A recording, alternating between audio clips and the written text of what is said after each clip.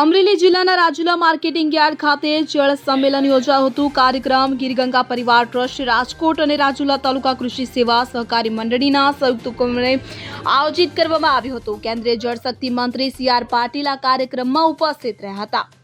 આ કાર્યક્રમમાં પૂર્વ ધારાસભ્ય અમરીશ ડેર પણ ઉપસ્થિત રહ્યા। ત્યારે સી.આર. પાટીલે જાહેર મંચ પર અમરીશ ડેરને લઈને ફરી રૂમાલને યાદ કર્યું હતું। સી.આર. પાટીલે જાહેર મંચ પરથી જણાવ્યું કે આ સંમેલનમાં ઉર્જા રાજ્યમંત્રી કૌશિક વેકરિયા, ભરત સુતરિયા, ધારાસભ્ય હીરા સોલંકી, મહેશ કસવાલા, જીવી કાકડિયા અને પૂર્વ ધારાસભ્ય અમરીશ ડેર સહિતના અગ્રણીઓ પણ જોડાયા હતા। કાર્યક્રમનો મુખ્ય હેતુ રાજુલા જાફરાબાદ પંથકમાં જળ સંરક્ષણના કાર્યોને પ્રોત્સાહન આપવાનો હતો। Mehul Trivedi, CN24 news, Amreli. હવે જુઓ દેશ દુનિયાની તમામ ખબરો તમારી આંગળીના ટેરવે। ઉઠાવો મોબાઈલ અને Google Play Store પરથી ડાઉનલોડ કરો અમારી CN24 ન્યૂઝ મોબાઈલ એપ।